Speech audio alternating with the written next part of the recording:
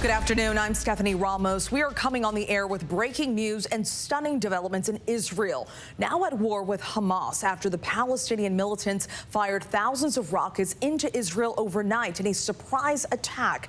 President Biden expected to speak on the situation in Israel in just a few moments. We are taking a live look at the East Room right now at the White House, where ABC's White House correspondent Mary Alice Parks is there. And Mary Alice, we understand that the president has spoken with Israeli Prime Minister Benjamin Netanyahu today. What can we expect from this press conference? Yeah, Stephanie, this White House, this entire administration focused, as you can imagine, on this today and saying with one loud, very unified voice that they unequivocally condemn these attacks. They've called them terrorist attacks, horrific and appalling.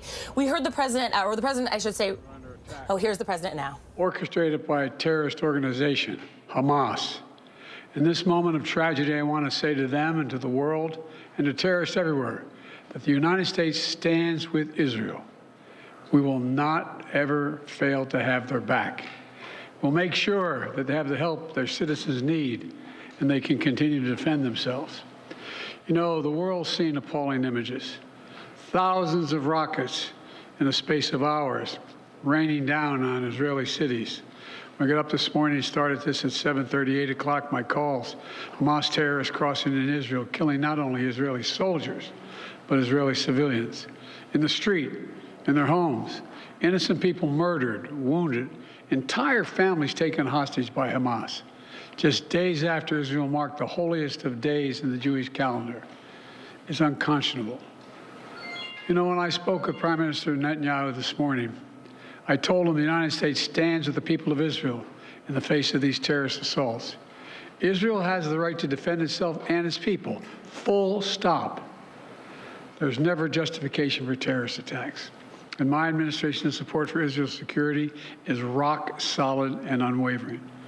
Let me say this as clearly as I can. This is not a moment for any party hostile to Israel to exploit these attacks to seek advantage. The world is watching. I've also been in contact with the King of Jordan, spoken with members of Congress, directed my national security team to engage with their Israeli counterparts, military to military, intelligence to intelligence, diplomat to diplomat, to make sure Israel has what it needs. I've also directed my team to remain in constant contact with leaders throughout the region, including Egypt, Turkey, Qatar, Saudi Arabia, Jordan, Oman, the UAE, as well as our European partners and the Palestinian Authority. It's also a terrible tragedy on a human level. It's hurting innocent people. Seeing the lives that have been broken by this, the families torn apart, it's heartbreaking. And Jill and I are praying for those families who've been impacted by this violence. We grieve with those who've lost their loved ones, lost a piece of their soul. We have hope for swift recovery for many who have been wounded. But we're going to remain in close touch with Prime Minister. I personally am going to remain in close contact with Prime Minister Netanyahu as this situation continues to develop. And let there be no mistake, the United States stands with the state of Israel, just as we have from the moment the United States became the first nation to recognize Israel 11 minutes after its founding 75 years ago. Thank you very much. Mr. President, was there an intelligence failure in the lead up to this attack? Mr. President, can you tell us what Phoebe asked you specifically for support? The president there addressing the situation in Israel, stressing that the U.S. will have Israel's back, and also detailing how Palestinian militants have taken families hostage, have killed civilians, but again stressing that the U.S. stands with Israel. I want to bring in ABC's White House correspondent Mary Alice Parks, who is there at the White House. And Mary Alice, what do you make of the president's remarks?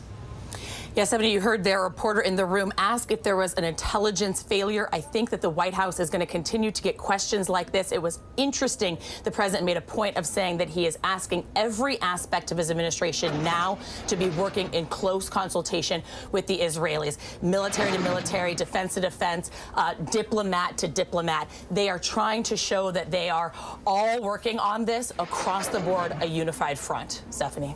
That question being a big one, the intelligence, the strength, sophistication, and timing of the attack, of course, shocking Israelis. Mary Alice, thank you so much. And of course, the U.S. is on high alert. Let's bring in ABC's senior Pentagon reporter, Louis Martinez. Louis, what is the U.S. Embassy in Israel telling Americans? Stephanie, the U.S. Embassy in Israel is telling Americans to be vigilant and to take any precautions in case they find themselves under a rocket attack. They are also sending messages to Americans inside Gaza. There are Americans with dual nationalities, and what they are telling them is to also be vigilant, and if they need to flee, that they should take a look at the Rafah crossing, which is right there on the border with Egypt, and ensure that it is safe. But so the message is going to both Americans inside Israel and inside Gaza itself to ensure that they are safe. An attack happening after 50 years, exactly 50 years since Israel's been surprised by an attack like this. Louis, thank you very much. Make sure to stay with ABC News Live and abcnews.com for continuing coverage. And thanks so much for streaming with us. This has been a special report from ABC News.